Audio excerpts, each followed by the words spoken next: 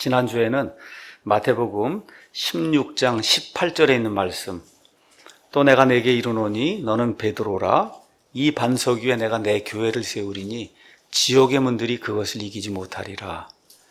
정말 예수님의 그 말씀 중에 가장 위대한 선언의 말씀이 아닐까.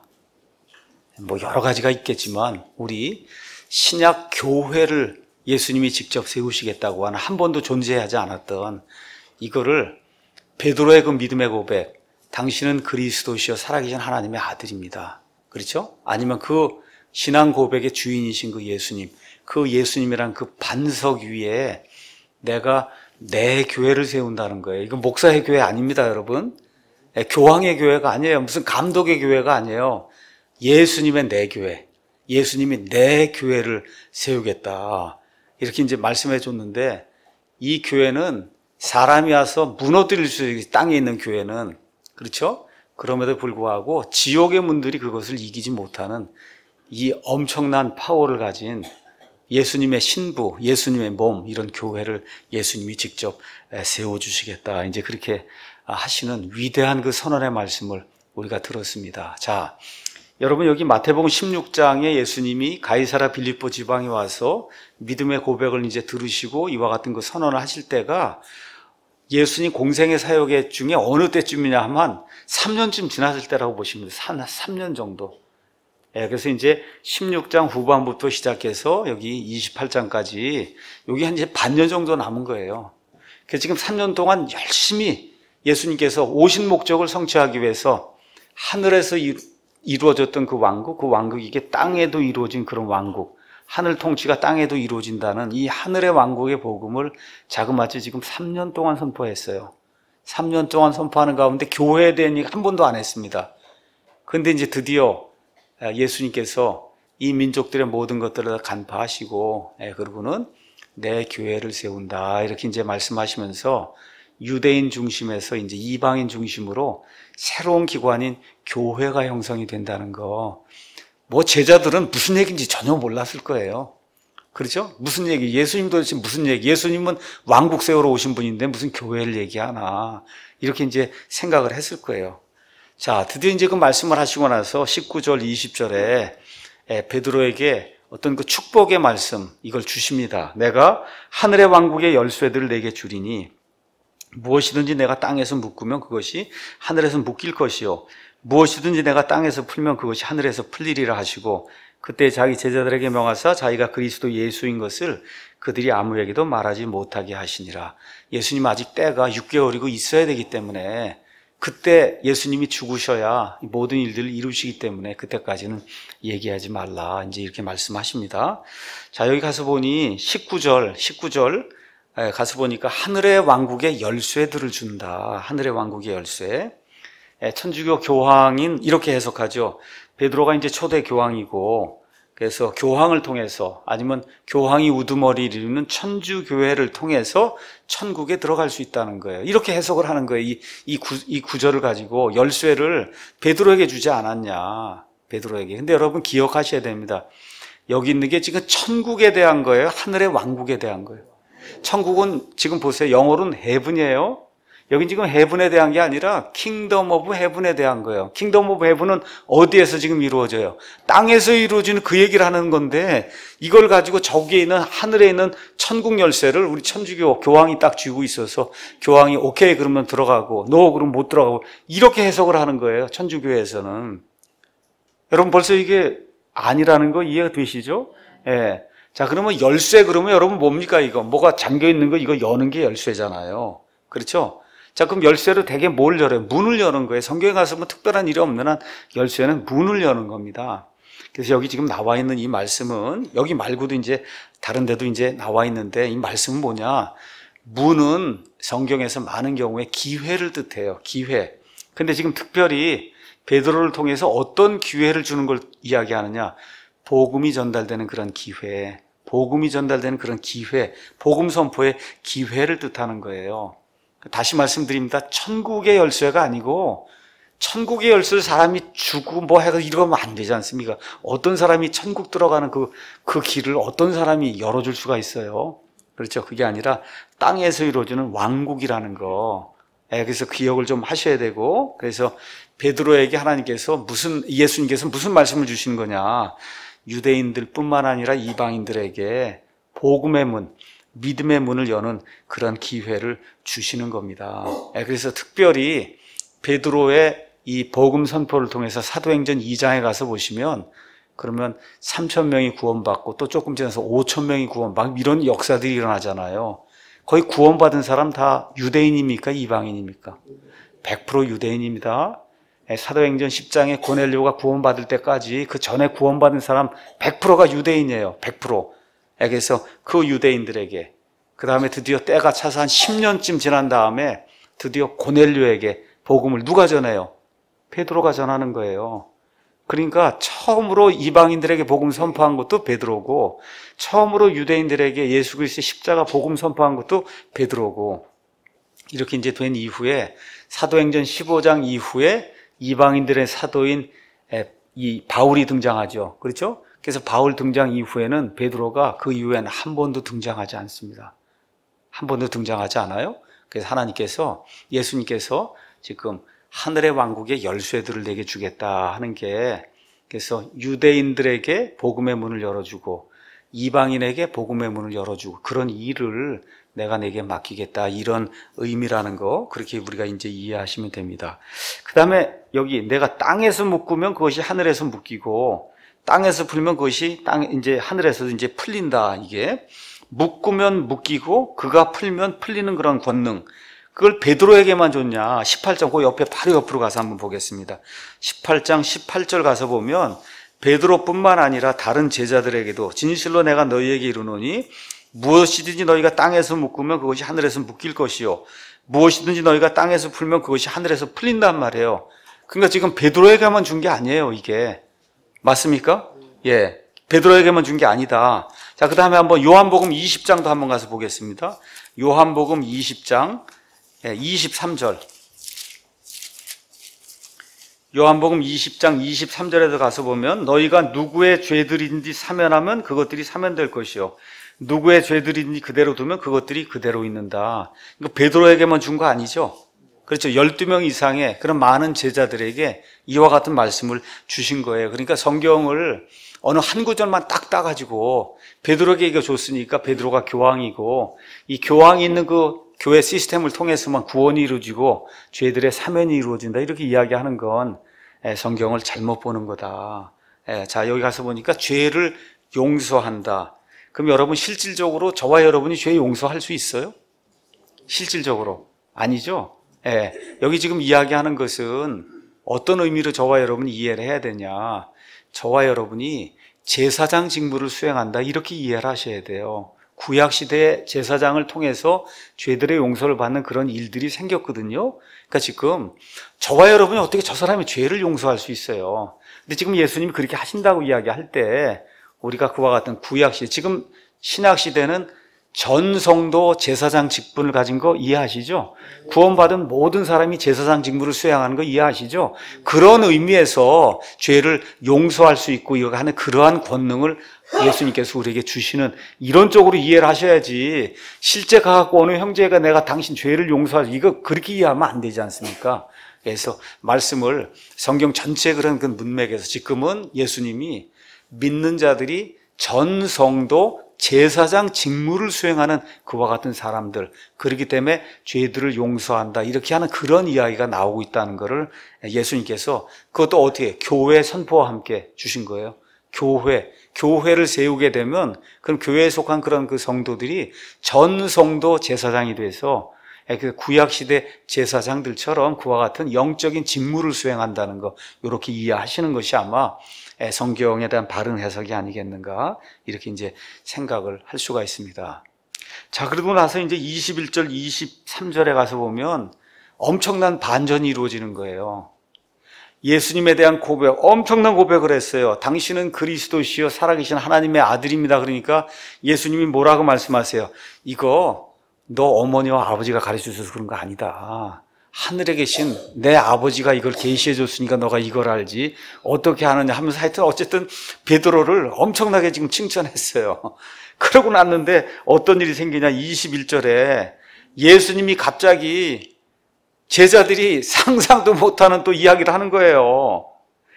자기가 반드시 예루살렘으로 가서 장로들과 수제사장들과 서기관들에게 많은 일들로 고난을 당하고 죽임을 당하며 셋째 날 다시 일으켜질 것을 자기 제자들에게 이제 보이기 시작을 한 겁니다.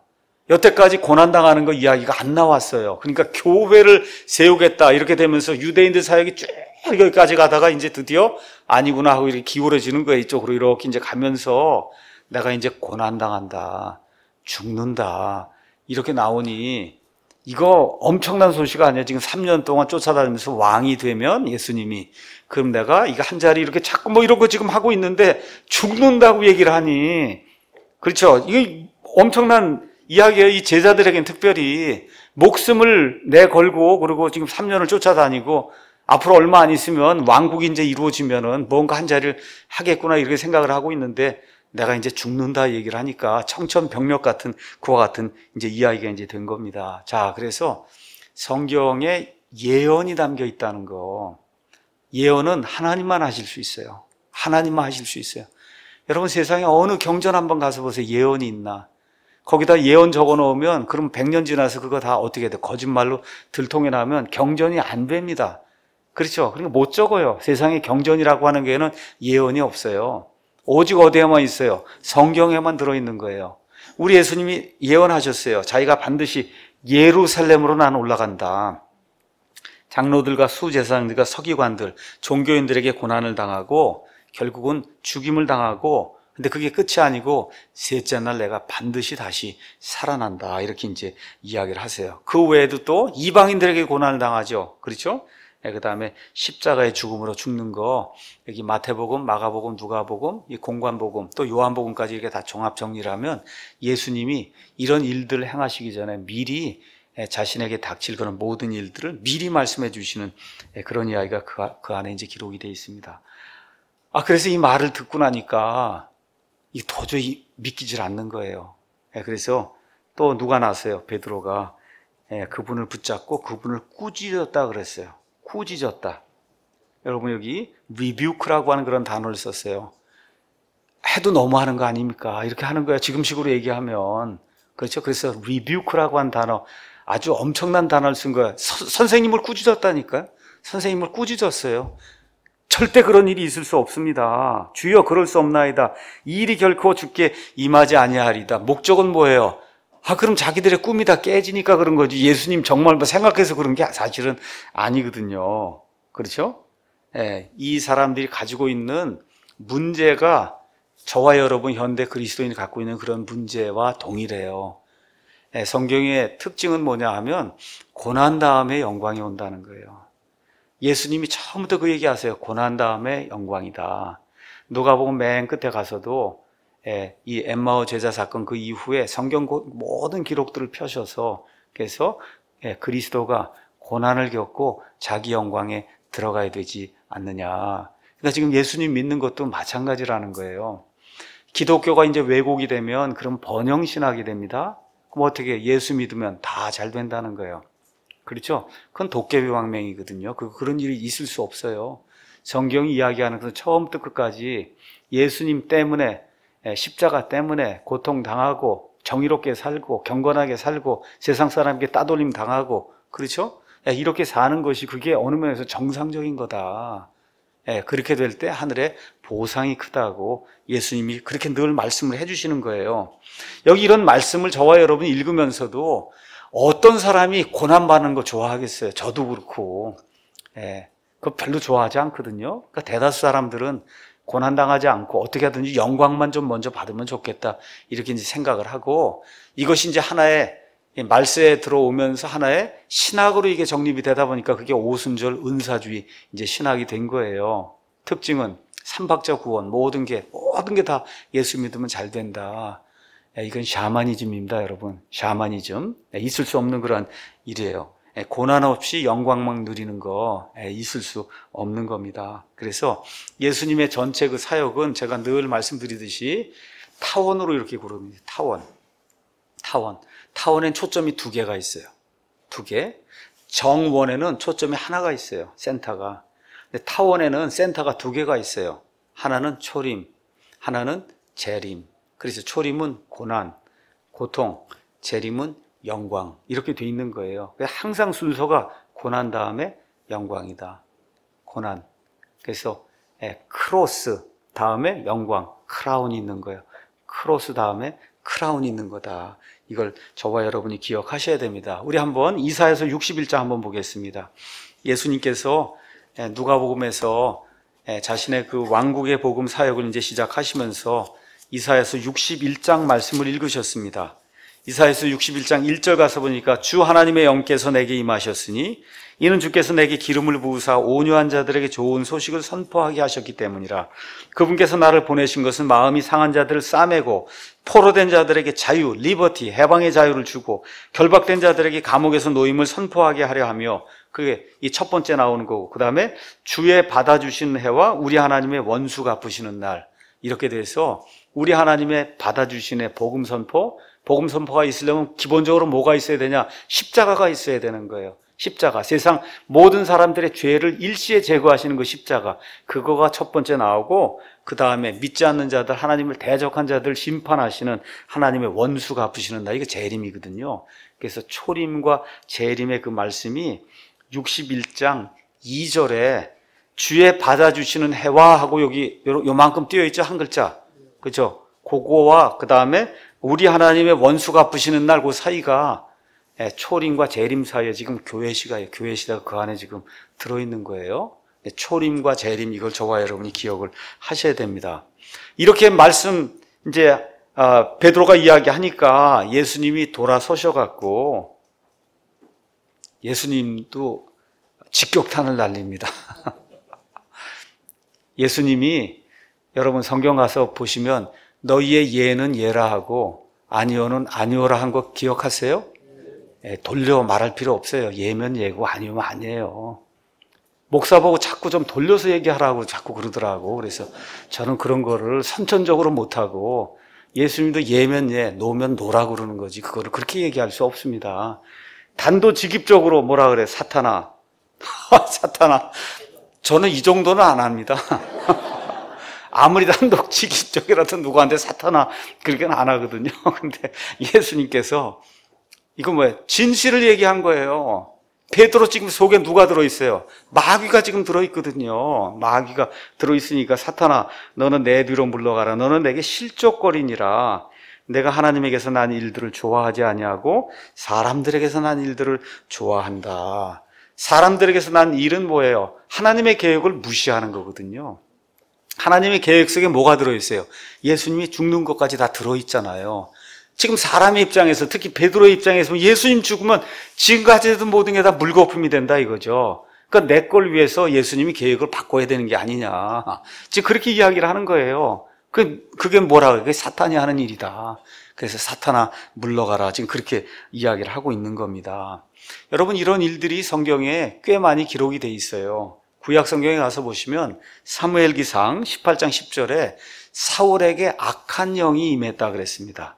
그 악한 영이 임하니까 하나님의 사람 다윗을 창으로 찔러 죽이려고 그러잖아요.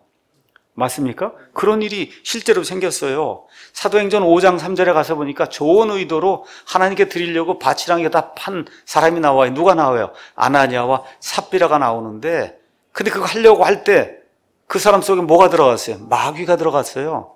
그렇죠? 어떻게 해요? 성령님을 속이려고 하는 그런 일이 생기니까 즉사하는 그런 일이 그 사도행전 5장에 기록이 되어 있습니다. 그러니까 우리 믿는 사람 가운데 마귀가 영원토록 거하는 이런 일은 없습니다. 여러분, 이미 우리가 하나님의 자녀가 되면 그러면 시민권이 바뀐 거예요. 마귀의 왕국의 시민권을 가지고 있다가 태어날 때 그거 다 그렇게 갖고 태어나거든요. 그래서 예수님을 구원자로 믿으면 하나님이 마귀의 왕국에서 하나님의 왕국으로 시민권을 바꿔주는 거예요. 시민권이 바뀐 거예요. 영원히 바뀐 거예요. 영원히. 맞습니까? 그렇기 때문에 마귀가 들어와서 영원무궁토록 저와 여러분을 괴롭히는 일이 있을 수 없어요. 근데 어떤 일이 생길 수 있냐? 영향은 받을 수 있어요. 저와 여러분이 육을 입고 있기 때문에. 육을 입고 있기 때문에 아직 육이 다 살아있거든요. 이게 있기 때문에 내 육신과 세상과 정욕과 이런 것들이 이게 마음에 가득하게 되면 마귀가 그때 들어와 갖고 저와 여러분에게 극심한 그런 영향을 미칠 수는 있다. 지금 그런 일이 지금 베드로에게 이제 생긴 거예요. 그렇기 때문에 베드로를 수장으로 두는 교회는 문제가 있는 거예요. 이해하시겠죠? 베드로를 수장으로 두고 베드로가 천국에 들어가고 나가고 뭐 할 수 있는 그러한 열쇠를 가지고 있다는 그런 교회는 문제가 있는 겁니다. 베드로를 수장으로 두는 그런 교회는. 자, 그래서 하나님에게서 난 일, 하나님에게 속한 일, 이런 게 어떤 걸까요? 쉽게 얘기하면 우리 육신의 것을 죽이는 거거든요. 육신의 것 아니면 세상적인 것, 내 마음에 있는 이런 좋지 않은 이런 것들을 사실 죽이는 건데, 사실 인간은 태어날 때부터 하나님을 대적하는 하나님과 원수 관계로 태어난다고 성경이 이야기합니다. 마귀의 자식으로 태어나니까. 그렇죠? 그렇기 때문에 선천적으로 하나님의 걸 좋아할 수가 있어요, 없어요? 없어요. 그렇게 태어나게 그렇게 돼 있어요. 그래서 사람들에게서 난 일들을 좋아해요. 이러다 보니까 구원받고 나서도 초보적인 형태의 이러한 그 삶을 사는 그런 사람이 많습니다. 우리 한번 가서 보겠습니다. 고린도전서 한번 3장 보겠습니다. 고린도전서 3장에 가서 보니까 사도 바울이 이제 이렇게 이야기합니다. 형제들아, 내가 영에 속한 자에게 말하는 것 같이 너에게 할 수 없어서 육에 속한, 육신에 속한 자, 곧 그리스도 안에 있는 갓난아이들에게 말하는 것 같이 하였노라. 내가 너희를 젖으로 먹이고 음식으로 하지 아니하였나니 이는 지금까지 너희가 그것을 능히 감당하지 못하였으며 지금도 능히 못한다. 너희가 아직도 육신에 속했다. 영어로 가서 보면 carnal이라는 그런 단어를 썼어요. 너희 가운데 시기와 다툼과 분열이 있으니 너희가 육신에 속하여 사람들처럼 걷지 않냐. 이렇게 걷다 보니까 뭐예요? 파당이 생긴다는 거예요. 교회 안에 파당이 생긴다. 나는 바울파, 아볼로파, 베드로파, 그리스도파, 파당이 생긴다는 거예요. 가서 보니 영에 속한 사람이 있어요. 성숙해갖고 영에 속한 그런 사람이 있고 육에 속한 베이비가 있다는 거예요. 육에 속한 베이비. 여러분, 죽을 때까지 육에 속한 베이비가 되면 이건 문제가 있는 거예요. 여러분, 문제가 있는 겁니다, 이게. 지금 여기 고린도 교회에 말씀이 전달된 지 얼마 안 된 상태였어요. 이런 상태에서는 이런 베이비가 있을 수 있는 거예요. 베이비가 있을 수 있는 겁니다, 이게. 그런데 5년, 10년, 20년, 50년을 예수님 믿었는데 베이비다 하는 일이 분열을 일으키고 시기를 조장하고 교회 안에 여러 가지 문제를 계속 가져오고 육신적인 일이 계속 나타난다. 이거는 구원을 좀 본인 자신이 의심해 봐야 됩니다, 이게. 제가 다시 말씀드릴게요. 스피리추얼한 영적인 그런 사람이 날이 가면 돼서 여기서 벗어나야 그 정상적인 사람이에요. 벗어나야. 근데 죽을 때까지 가도 이걸 벗어나지 못한다. 그거는 구원받지 못할 가능성이 있다는 거예요. 여기 지금 나와 있는 얘는 다시 말씀드립니다. 지금 복음 전한 지 얼마 안 된 그런 상태의 사람들에게 이야기하는 거예요. 그런 사람들이 이게 나타날 수 있어요. 그런데 20년, 30년, 50년이 돼도 이게 나타난다. 이거는 문제가 있는 거예요. 문제가. 50년, 60년을 믿어도 베이비다. 이거는 문제가 있는 겁니다, 이게. 여기서 이런 경우는 목사도 유심히 좀 살펴보고 옆에 있는 아내나 남편도 좀 살펴보고 구원받지 못한 게 아닌가 다시 한번 살펴봐야 돼요. 여기 히브리서 가서 보도록 하겠습니다. 히브리서 5장에도 그런 말씀이 이제 기록이 되어 있습니다. 5장 12절에 시간으로 보건대 너희가 마땅히 가르친 자가 되었어야 할 터이나 하나님의 말씀들의 첫째 기초 원리들을 남에게 다시 가르침을 받아야 할 필요가 너희에게 있나니 너희가 단단한 음식이 아니라 젖을 필요로 하는 자가 됐다. 젖뿐이 못 먹는다는 거예요. 젖을 사용하는 자마다 갓난아이이므로 의의 말씀에 능숙하지 못하다. 성경의 전체적인 이런 맥락, 오늘 아침에 같은 그런 설교 이런 맥락을 이렇게 가르쳐줘도 이게 이해가 안 되는 거예요. 이해가 안 돼. 처음부터 그거 제가 다 가르쳐줘. 오후에 또 가르쳐 드릴 거예요. 그렇게 해도 이해가 안 되면 그러면 진짜 베이비라는 거예요. 진짜 베이비. 왜 그래? 의의 말씀에 능숙하지 못해. 말씀 전체를 이야기를 해줘도 그걸 깨닫지 못하니까. 그러나 단단한 음식은 장성한 자들에게 속하나니 그들은 그것을 사용하여 자기 감각들을 단련시킴으로 선악을 분별한다. 이렇게 이야기하면서 6장으로 넘어와서 그러므로 우리가 그리스도의 교리의 기초 원리들을 이제 좀 떠나야 되지 않냐. 그래서 완전함으로 좀 나아가야 되지 않냐. 어떤 거? 죽은 행위들로부터 회개하는 거, 하나님을 향한 이런 기초적인 거 매일 설명을 어떻게 하냐는 거예요. 그렇죠? 새로운 사람에게 설명해 줘야죠. 근데 5년, 10년, 20년, 50년 단위도 그거 또 얘기하고 또 얘기하고 또 얘기하면 이거 안 된다는 거죠, 이게. 침례에 대한 그런 교리, 안수, 죽은 자들 부활을 있다 없다 이런 거 50년 단위도 의논하면 되겠어요, 여러분?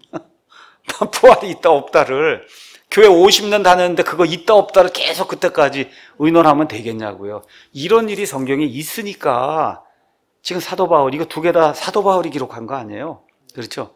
이런 거 하는 거에서 우리가 좀 벗어나서 완전함에 이르러야 된다. 그렇게 이제 이야기하는 겁니다. 이런 사람이 이렇게 벗어나서 저 위로 올라가는 이런 사람이 하나님에게서 난 일들을 좋아하는 사람이에요.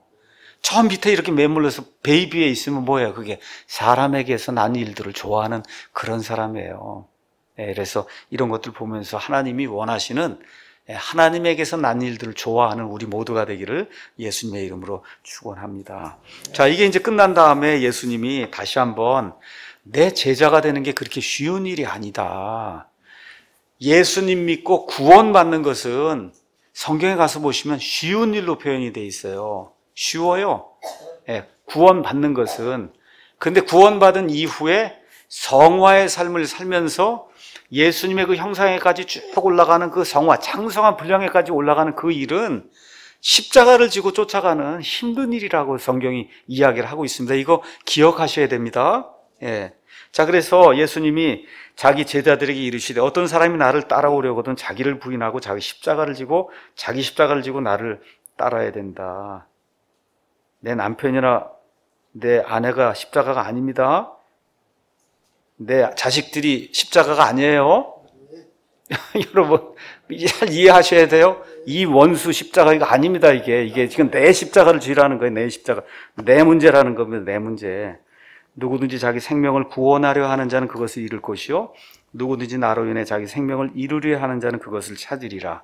사람이 만일 온 세상을 얻고도 자기 혼을 잃으면 그에게 무슨 유익이 있느냐, 혹은 사람이 무엇을 주어 자기 혼을 대신하게 하겠느냐. 이게 말씀하시면서 이제 사람의 아들이 이제 다시 오는 때가 있다. 다시 영광 중에 자기 천사들과 함께 오게 될 텐데 그때 각 사람이 행한 대로 그 행위대로 하나님 예수님께서 보상해 주신다. 그렇게 말씀하시고는 28절에 여기 서 있는 사람들 중에는 죽음을 맛보기 전에 사람의 아들이 자기 왕권을 가지고 왕으로 이 땅에 오는 영광스러운 그런 모습을 볼 사람도 몇 사람이 있다. 이렇게 예수님이 이제 말씀을 이제 해 주십니다. 그렇죠? 자, 그러면서 여기 가서 보니 24절, 25절 십자가 그 이야기는 이미 10장 38절, 39절 여기 이제 나와 있는 말씀에 똑같이 십자가 이야기 이제 거기도 나오고 마가복음에도 나오고 누가복음에도 이제 나옵니다. 그래서 구원과 성화 이 두 개를 믹스하시면 안 돼요. 구원은 구원이고 그 다음에 성화예요. 구원과 성화 두 개를 다 이루어야 구원받는다. 그러면 구원받을 사람 없습니다, 여러분. 여러분 정확히 이해하셔야 됩니다. 얼마만큼 해야 구원받겠어요? 행위가 얼마만큼 깨끗해야 구원받겠어요? 그렇죠? 우리가 24시간 사는데 자는 시간 빼고 하루에 한 8시간 잔다 그러면 16시간 동안 1분 1초도 나쁜 생각 안 하고 그렇게 해야 그래야 구원받는다 그러면 어떻게 구원받겠어요? 그 불가능한 얘기입니다. 그래서 성경은 분명히 다시 태어나고 사람이 먼저 어머니 뱃속에서 나온 다음에 그 다음에 젖을 먹고 그렇죠. 먹을 걸 먹고 어떻게 사람이 자라요. 그렇게 자라야 어떻게 해요? 사람 노릇을 하는 거예요. 여러분 애기는 사람 노릇 못합니다. 애기는 사람은 사람인데 사람 노릇은 못해요. 맞습니까? 이런 사람이 되면 안 된다고 얘기하는 거예요. 그래 자기 십자가를 지고 꿋꿋이고 쫓아가려면 애기는 못하잖아요.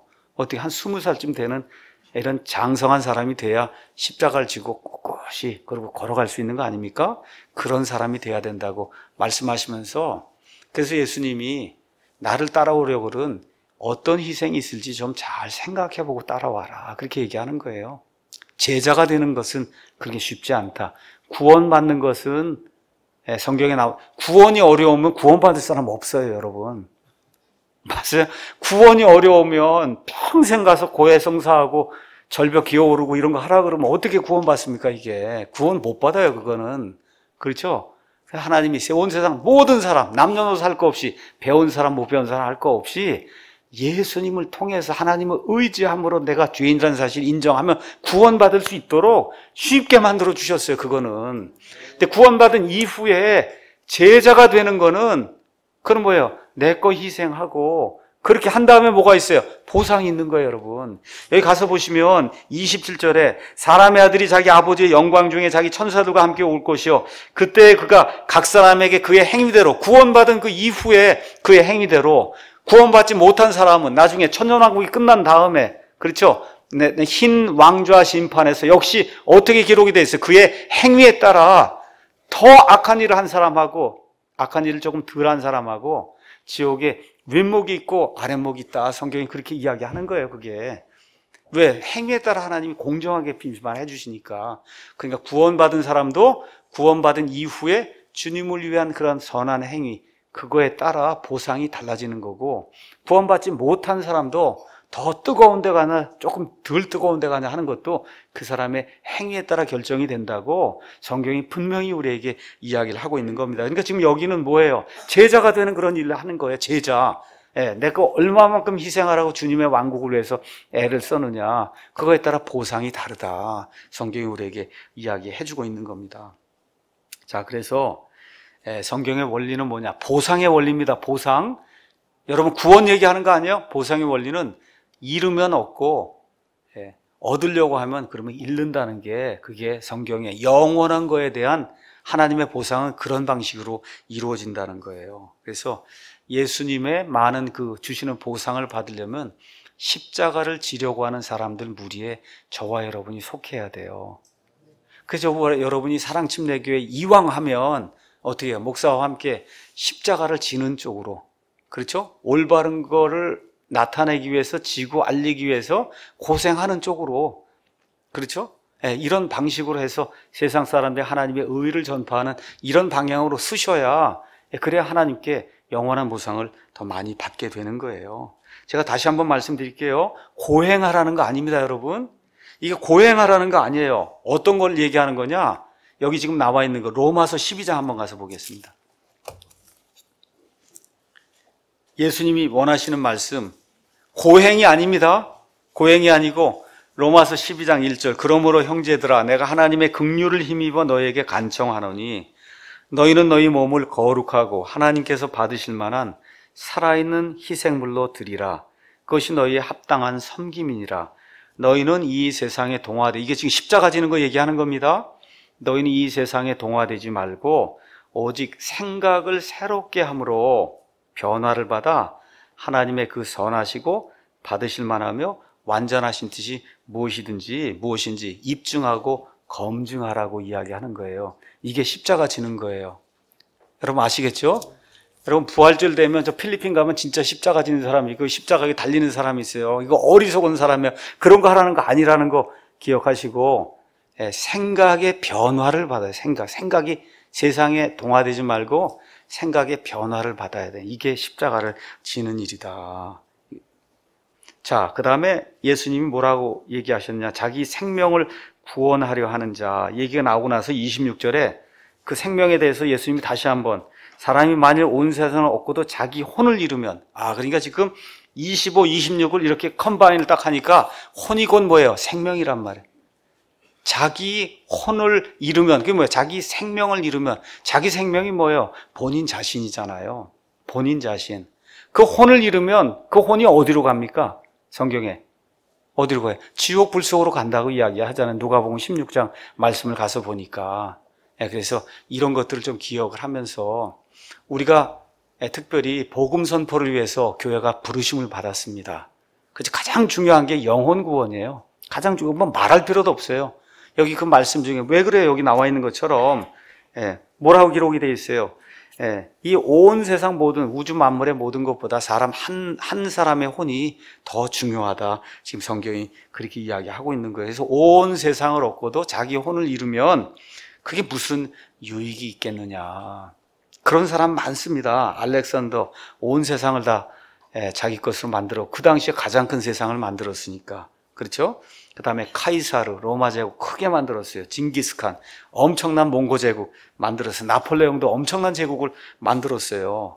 그렇죠? 이런 모든 게 무슨 소용이 있겠느냐. 아마 인터넷에 떠도는 것 같아요. 우리 이병철 씨가 그렇게 많은 돈을 모으고 이렇게 하면서 아마 그 구원 문제가 이제 해결이 되지 않아서 그래서 여러 가지 이렇게 묻는 그런 그 리스트가 아마 인터넷에 이제 떠돈다 그런 이야기를 이제 들은 것 같아요. 그러니까 이제 그분도 많은 돈을 이렇게 모으고는 이제 죽을 때가 되고 뭐 죽는 건 너무 뻔한 거니까 그렇죠? 이런 가운데 사람이 어떻게 산다고 하는 것이 영원히 산다고 하는 게 무엇인가 여기에 대한 퀘스천 마크를 가지고 아마 이렇게 리스트 이런 것들이 해결이 되면 내가 아마 구원받을 수 있지 않겠냐 이런 리스트를 뭐 적어놨다 이제 그런 이야기가 있는 것 같습니다. 아마 예수님께서 하시는 이런 말씀을 좀 이렇게 좀 들으면 좋은데 여러분 사람이 이 지각이 없으면요 진짜 짐승하고 똑같아요. 진짜 짐승하고 똑같습니다. 이거 개를 이렇게 키워보세요. 그럼 그냥 먹는 거에만 관심이 있어요. 다른 거 관심 없어요. 먹는 거에만. 먹는 거 주면 엄청 좋아하고 그렇죠? 안 주면 저쪽에 있다가 준다 그러면 오고 그냥 그거예요. 개가. 여러분 인간이 그렇게 되면 안 되거든요. 어디서 와서 지금 어디에 있고 앞으로 어디에 가는가 이거를 알 수 있도록 하나님이 우리에게 하나님의 형상을 줬잖아요. 그렇지 않습니까? 그러면 이 머리를 가지고 이성을 가지고 내가 어떤 존재인가 잘 생각을 해봐야죠. 이게 예수님 믿는 게 너무 어렵고 진짜 아까 제가 말씀드린 것처럼 절벽을 올라간 이런 일이면 구원받을 사람이 없어요. 그런데 어린아이들이 내게 오는 걸 금하지 말라 그랬잖아요. 예수님이 순수하게 정말 온전히 그 신뢰하는 마음을 가지고 내 주인이 있습니다 하는 거 그거 알아보는 게 예수님 믿는 거잖아요. 내게 주인이 있습니다. 개도 주인을 알아보는데 소도 주인을 알아보고 사람이 자기 주인을 못 알아보는 거 그거 하나님이 안타까워서 그래서 하나님이 직접 이 땅에 오신 거 아니에요. 그렇죠? 이거 생각해 보면 너무 간단한 거예요. 이거 뭐 빌고 이런 거에서 되는 거 아닙니다. 이게 그렇죠? 내가 어떤 존재이고 내 상태가 어떻고 앞으로 내가 어떻게 될 것인가 하는 거를 곰곰이 몇 시간만이라도 좀 곰곰이 이렇게 생각을 해보고 이 죄에서 내가 어떻게 벗어날 것인가 사람의 모든 철학 한번 다 생각을 해보고 이걸 다 가능할 것인가 하나님이 누구나 믿을 수 있도록 하기 위해서 오직 믿음만을 요구하시는 거예요. 그거 돈 드는 거 아닙니다 여러분.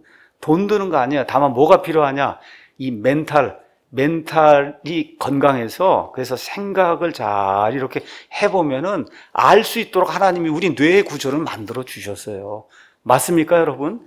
그 조금만 생각해봐요. 그거 생각 못하면 짐승처럼 되는 거예요. 아무리 돈이 많아도. 그래서 이런 거 기억하면서 우리 혼이 온 세상 우주 만물보다 더 귀하다는 거 이거를 꼭 기억을 하시고 우리 교회가 정말 최선을 다해서 한 사람 그 혼이라도 구하기 위해서 정말 노력을 해야 될 것 같습니다. 자, 예수님이 이제 자기 천사들과 함께 영광 중에 온다. 이게 성경에 이제 많이 나오죠. 천사들과 함께 온다. 마태복음 13장에도 천사들과 함께 온다. 해서 어떻게 해요? 천사들이 마지막 때 수확을 한다고 이제 성경이 이제 이야기하고 있습니다. 마태복음 24장 30절에도 이제 기록이 돼 있고 또 로마서 8장 18절인데 하나님의 아들들이 이제 나타난다. 이제 이렇게도 이제 기록이 되어 있습니다. 자, 어쨌든 오셔서 말씀하신 대로 행위대로 분명하게 우리에게 갚아주신다. 악인이든 선인이든 행위대로 이제 갚아준다는 거 이건 성경에 많이 나와 있어요. 고린도전서 3장 5절에서 10절, 마태복음 25장 30에서 41절, 요한계시록 끝을 맺으면서 예수님께서 다시 한번 22장 12절 계속해서 구약 신약 할 거 없이 반드시 그 행위대로 갚아주신다고 분명히 이제 이야기를 하고 있습니다. 자, 여기 서 있는 사람들 중에 몇 사람은 내가 왕으로서 왕권을 가지고 왕국을 세우러 오는 걸 그걸 보는 사람도 있다. 그래서 이제 17장으로 넘어가니까 변화산 이제 이야기가 이제 나오면서 드디어 그 변화산상에서 예수님이 지금까지 보던 그런 예수님이 아닌 거예요.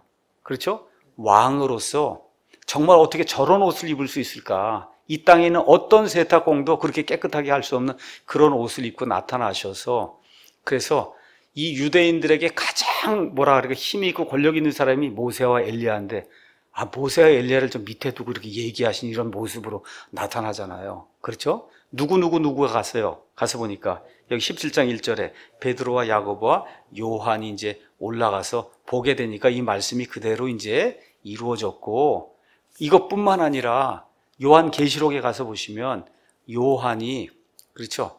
요한 계시록 쭉 정리를 하면서 계시록에 있는 내용을 쭉 정리. 그 내용이 뭐예요? 예수님이 결국 왕으로 왕권을 가지고 온 우주 공간 이걸 하는 거를 뭐로 보여줬어요? 계시로 보여준 거를 요한은 직접 본 거잖아요. 맞습니까? 그 요한이 그 예수님을 볼 때는 언제쯤 한 60년이 지난 거예요. 예수님이 등천한 이후에 60년이 지나서 본 거예요. 근데 그 예수님은 자기가 60년 전에 쫓아다니는 그 예수님이 아니에요. 어떻게 됐어요? 너무 깜짝 놀라서 뒤로 넘어지면서 죽은 자처럼 됐다고 그랬잖아요. 죽은 자처럼. 이건 본인이 쫓아다니는 그런 예수님이 아닌 거예요. 아시겠죠? 그와 같은 내용이 요한계시록에 기록이 되어 있는 겁니다. 그래서 예수님이 영광의 왕으로 영광의 왕좌에 앉아서 그래서 왕국을 세우시는 그런 거, 그게 성경의 총 주제라는 거를 다시 한번 예수님이 이야기를 해주시는 겁니다. 자, 이렇게 해서 엿새 뒤에 가서 보니까 엿새 뒤에 이렇게 돼 있고, 누가복음 9장 28절에는 여드레쯤 돼요 이렇게 돼 있어요. 유대인들의 표현 방식이다. 한 일주일쯤 된 거다. 이렇게 이제 이해를 하시면 됩니다. 한 2일쯤 된 거다. 자, 몸이 이제 변화가 됐다. 그래서 우리가 변화산이라고 이야기하는 거예요. 변화, 이게 영어로는 change 이렇게 생각하는데 그게 아니라 영어로는 transconfiguration. 이 모습이 변화가 됐다는 거야. transconfiguration. 이렇게 이제 그거를 변화산이라고 이제 우리가 그렇게 얘기하는데, 변화산이 어디였는지 아무도 모릅니다. 성경이 이야기하지 않으니까. 모르는 건 그냥 모른다고 이야기하면 되는 거예요. 그냥 높은 산이었다. 이렇게 이제 돼 있고. 자, 누가 나타나냐 하면 3절에 모세와 엘리야가 그분과 이야기를 했는데, 여기에는 모세와 엘리야가 그냥 이야기했다고 돼 있는데, 누가복음의 같은 구절에 가서 보시면 뭐에 대해서 얘기했냐? 예수님이 이 땅을 이제 떠나서 죽으시는 거에 대해서, 별세하시는 거에 대해서 이야기했다고 했어요. 그러니까 지금 제자들은 생각도 못하고 있는데, 그렇죠? 지금 모세하고 엘리야가 나타나서 예수님이 죽는 거, 죽은 다음에 이 땅을 떠나서 엑소더스 해서 탈출해 나가는 이거에 대해서 이 두 사람이 나타나서 예수님하고 의논을 했다. 이렇게 이제 기록이 되어 있습니다. 자, 모세와 엘리야는 구약을 대표하는 두 명의 인물입니다. 구약의 인물, 모세, 그 다음에 엘리야. 여기에서 특별히 모세와 엘리야는 이스라엘이라는 그런 나라가 하나님하고 언약을 맺어서 언약 백성이 됐어요. 언제부터 언약 백성이 됐어요? 이집트 탈출한 이후에 시내산에 가서 언약 백성이 되겠습니다. 하나님하고 약속했죠. 그러고 나서부터 언약 백성이 된 거예요. 그 전에 아브라함도 있고 다 있었지만 그때 아직 나라가 형성이 된 게 아니었거든요. 언약 백성으로 된 건 아직 아니었어요. 언약 백성이 된 이후부터 예수님까지, 그렇죠? 그때까지 그거를 구약 시대라고 이야기하는 거예요. 우리가 구약이라고 얘기할 때 올드 테스타먼트는 엄밀한 의미에서 어디부터냐 하면 시내산에서 율법을 받아서 신정국가를 형성하는 그때부터가 올드 테스타먼트예요. 그거에 반대가 되는 뉴 테스타먼트는 십자가 사건 이후고, 그러니까 구약 시대라고 이야기하면 4,000년 전체가 맞지만 이스라엘의 신정국가 모세의 율법이 이렇게 적용이 되는 그런 시대에, 언약을 맺고 언약 백성이 되는 그런 시대, 그때부터가 엄격한 의미의 구약 시대예요. 올드 테스타먼트. 그거는 예수님 오시기 1500년 전. 아시겠죠? 그때부터 시작해서 예수님 오실 때까지 이 올드 테스타먼트 그 시대를 대표하는 두 사람의 인물이, 그게 모세하고 엘리야. 그래서 이 두 사람이 나타나는 겁니다. 말라기는 4장까지 구성이 되어 있는데 4장 끝에 보면 예수님 초림 아니면 예수님 재림 때 반드시 모세와 엘리야가 나타나게 그렇게 이제 기록이 되어 있습니다. 그래서 이제 나타난 겁니다. 이렇게 해서 여기 초림 때 나타났고, 그 다음에 또 어느 때 나타나요? 계시록 11장 가면 두 증인이 나타나요. 두 증인이 하는 일을 가서 여러분 가서 한번 가만히 보세요. 누가 한 일하고 똑같으냐? 구약시대 모세와 엘리야가 한 일하고 똑같습니다. 거의 똑같아요. 이렇게 돼서 다시 한번 재림 때 모세와 엘리야가 오는 것이 아니냐, 이렇게 이해하는 그런 성경학자들이 많이 있습니다. 자, 이렇게 이제 되면서 5절에 하나님이 이제 이렇게 말씀하는 거죠. 이 사람들에게 뭐라고 얘기하냐. 이 사람은 내 사랑하는 아들이다. 내 아들이다. 내가 그를 매우 기뻐하노니 너희는 그의 말을 들으라. 이렇게 이제 되어 있습니다. 내가 그를 기뻐하니까 너희는 그의 말을 들으라. 여러분, 그의 말을 들으라고 하는 이런 이야기는 어디서부터 찾아봐야 되냐. 신명기 18장에 가서 보시면 모세를 통해서 하나님이 말씀해 주세요. 나중에 맨 마지막 때에 모세와 같은 대언자를 하나 보내겠다는 거예요.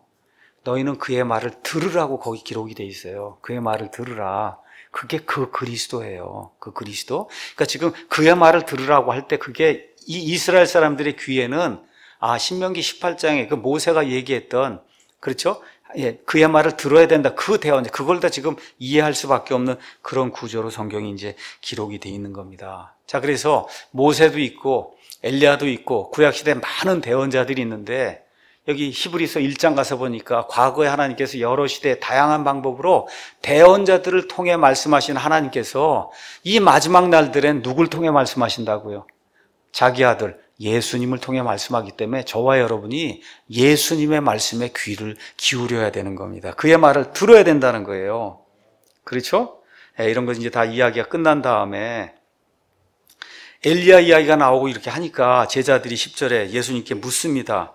그러면 어찌하여 서기관들은 반드시 엘리야가 먼저 와야 한다고 말하나이까 하며 예수님께서 대답하여 그들에게 이르시되 참으로 엘리야가 먼저 와서 모든 것을 회복하리라. 그러나 내가 너희에게 이르노니 엘리야가 이미 왔으되 그들이 그를 알지 못하고 자기들이 하고자 하는 것을 다 그에게 행하였도다. 사람의 아들도 그와 같이 그들에게 고난을 당하리라 하시매 그제야 제자들이 그분께서 자기들에게 침례자 요한에 대하여 말씀하신 줄을 깨달으니라. 그러니까 제자들도 알고 모든 유대인들이 알고 있는 사실이 있어요. 구원자 메시아가 오려면 누가 같이 와야 돼요? 엘리야가 와야 된다. 그렇죠? 근데 예수님이 누가 그 일을 했다 그래요? 침례자 요한이 엘리야의 영으로 그 일을 감당을 했다. 이미 이제 그렇게 말씀해 주십니다. 그 내용이 말라기 4장에 기록이 되어 있으니까 여러분 시간이 되시면 가셔서 말라기 4장을 이제 보시면 되겠습니다. 자, 그 다음에 이제 14절에서 16절에는 마귀 들린 그 소년을 예수님이 고쳐주시는 그런 내용이 그 안에 기록이 되어 있습니다. 이게 중요한 내용이라 세 복음서에 다 기록이 되어 있어요. 마태, 마가, 누가. 자, 가서 보시면 마귀가 하는 일이 있어요. 15절에. 내 아들에게 긍휼을 베풀어 주소서. 그가 미친 증세로 심히 시달리고 자주 불 속에 쓰러지며 종종 물 속에 빠지나이다. 지금 우리 현대 시대에는 이런 일이 별로 없는데 제가 한 30년, 40년 제가 어릴 때만 해도 이런 사람 많았어요. 길거리에. 우리나라에도 많았습니다. 아프리카는 이렇게, 미개한 이런 데 가면 지금도 이런 사람 굉장히 많아요. 지금 굉장히 많아요. 마귀는 사람을 멸절시키기 위한 그런 존재예요. 마귀가 절대 저와 여러분에서 좋은 일을 하지 않습니다. 좋은 일은 어느 때만 하냐? 우리의 주의를 딴 데로 끌어서 그래서 하나님의 일을 하지 못하게 그때만 이제 좋은 걸로 자꾸 우리를 유혹하거든요. 이럴 때만 좋은 일을 하지 실제 마귀는 사람을 망치고 사람을 죽이는 그와 같은 일을 한다. 고쳐달라고 했는데 뭐라고 얘기하냐? 그를 주의 제자들에게 데려왔으나 그들이 그를 고치지 못했습니다. 그랬더니 예수님이 오 믿음이 없고 비뚤어진 세대여 내가 언제까지 너희와 함께 있겠느냐? 언제까지 너희를 용납하겠느냐? 그를 이리 내게 데려와라. 이렇게 하시면서 예수님이 긍휼을 베풀어 주신 내용이 안에 기록이 되어 있습니다. 긍휼을 베푸는 거. 여러분, 우리 예수님 믿는 사람들이 가져야 될 가장 큰 덕목 중에 하나가 긍휼을 베푸는 거예요. 예수님이 이 조그만 그 아이에게까지 마귀에 사로잡혀서 고통당하는 아이를 이제 구출해 주시며 긍휼 베푸는 이런 이야기. 자, 그런데 이상한 일이 있어요. 마태복음 10장 8절 한번 보겠습니다. 예수님이 이 일이 생기기 전에 제자들을 불러서 어떤 능력을 주셨냐? 10장 8절에 병든 자들을 고쳐주며 나병 환자들을 정결하게 하며 죽은 자들을 살리고 마귀들을 내쫓는 그런 권능을 주셨어요. 1절에도 가서 보니까 그분께서 자기 12제자를 부르사 그들에게 부정한 영들을 대적하여 그들을 내쫓으며 온갖 종류의 질환과 온갖 종류의 질병을 고치는 권능을 주셨어요. 그럼 주셨으면 이거대로 하면 어떻게 해요? 이 사람들이 쫓아야 되죠? 근데 쫓습니까? 못 쫓습니까? 못 쫓아. 그러니까 이게 그 당시 예수님이 주셨던 그런 권능이 늘 머무는 게 아니었구나. 이해하시죠, 여러분? 늘 머무는 게 아니었구나. 이게 어떤 특별한 사명을 가지고 와서 하라고 할 때는 마귀도 내쫓고 병도 고치고 여러 가지 그런 일들이 나타났는데 또 그것이 아닐 때도 있었거든요. 여기 가서 보니까 못 고치잖아요. 이게 사건이 뭐 1년 전이고 얼마 됐는지 모르지만 못 고칩니다. 이런 일들이 있기 때문에 그래서 이런 것들을 일반화해서 무조건 다 가서 고치면 된다 이렇게 이야기하면 안 된다는 거예요. 이게 지금 같은 복음서 안에 뭐 기간이 얼마인지 모르지만 6개월이지 얼마 사이에 이러한 변화가 이제 일어나게 됐다는 거. 특별히 이 경우에는 예수님이 뭐라고 또 말씀하시느냐. 거기에 21절에 그럼에도 불구하고 이런 종류는 기도와 금식을 통하지 않고는 나가지 않는다. 그러니까 어떤 경우에는 이렇게 기도와 심지어 금식, 내 혼을 괴롭게 하는 그런 일까지 하면서 하나님께 간절히 매달려야만 그래야 고침을 받는 그런 경우도 있다는 거예요. 이걸 기억을 하셔야지 그냥 무조건 쫓는다 그러고 이거 아니다. 이 성경은 그렇게 이야기하지 않는다는 거. 이걸 저와 여러분도 기억을 하시고 그 다음에 또 하나가 있어요. 그 20절에 가서 보시면 겨자씨 하나일 만한 믿음이 있으면은 그러면 불가능한 게 아무것도 없다. 이렇게 이야기를 하고 있습니다. 이거 겨자씨 관련해서 또 어떤 사람들은 믿음이 요만큼이라도 있으면 되는가 보다 이렇게 생각을 해요. 그것만 이야기하고 마치겠습니다. 여러분, 믿음은 내가 믿음을 이만큼 갖냐, 믿음을 요만큼 갖냐가 중요한 게 아니라 그랬습니다. 믿음의 대상이 중요한 거예요. 내가 믿음을 가지고 그 대상이 중요하지, 저 쓰러져 가는 저 의자 저거 넘어지지 않을 거야 하고 믿음을 산처럼 크게 가져도 가서 앉으면 무너져 내리는 거예요. 그러니까 지금 여기 양을 이야기하는 게 아니다. 중요한 포인트는 뭐예요? 여기 겨자씨라고 하는 뭐예요? 생명을 가지고 있는 거, 그거. 성장하는 거, 그런 믿음을 가져야 된다고 얘기하는, 생명을 가져올 수 있는 믿음을 지금 이야기하는 거지, 이걸 양으로 이야기하시면 안 되는 거다. 이 겨자씨가 별거 아주 엄청 작은데도 생명이 있고 어떻게 자라나는 그런 능력이 있으니까 어떻게 나중에 이렇게 커지잖아요. 지금 이와 같은 그 믿음을 예수님이 요구하시는 거지. 하여튼 뭐 엄청나게 에베레스트 산처럼 큰 거 이런 거 요구하고 요거 갖고 이런 거 얘기하는 게 아니라는 거. 그런 포인트를 저와 여러분이 잘 이해하시면 좋겠습니다. 여기 21절 그럼에도 불구하고 이런 종류는 기도와 금식을 통하지 않고는 나가지 아니하느니라가 NIV를 비롯한 현대 역본에 가서 보시면 어떻게 해요? 없음 이렇게 이제 기록이 되어 있습니다. 없어요. 왜 없느냐? 천주교 사본에서 번역이 됐기 때문에 그래서 이와 같은 구절에 없는 거예요. 없는 거. 그래서 없음이 있는 그런 성경이 있고 없음이 없는 그런 그 성경이 있다. 그래서 하나님께서 우리에게 이 웨스트민스터 그 신앙 고백에 따라서 그래서 제네바 성경이라든지 루터 성경이라든지 칼빈의 올리베땅 성경이라든지 1611년에 나온 킹제임스 성경이라든지 이렇게 모든 것을 다 포함하고 있는, 그래서 없음이 없는 그와 같은 좋은 성경을 하나님이 우리에게 주셨다는 거 정말 저와 여러분이 감사해야 돼. 이거 모르면 되겠어요? 기도와 금식이 어떨 땐 필요하다니까요. 그렇죠. 이걸 가르쳐줘야 될 거 아닙니까? 기도와 금식이 어떤 경우엔 필요하다고 분명히 가르쳐줘야 하나님의 사람이 올바로 설 수가 있는 겁니다. 오늘 여기까지 하고 마치도록 하겠습니다. 잠깐 기도하겠습니다. 아버지 감사합니다. 오전과 오후를 통해서 하나님께 예배할 수 있도록 도와주신 것 감사합니다. 아버지 돌아가는 발걸음도 주님께서 인도해 주시옵소서. 한 주간 평안하게 살 수 있도록 도와주시옵소서. 감사하여 예수님의 이름으로 기도하옵나이다. 한 5분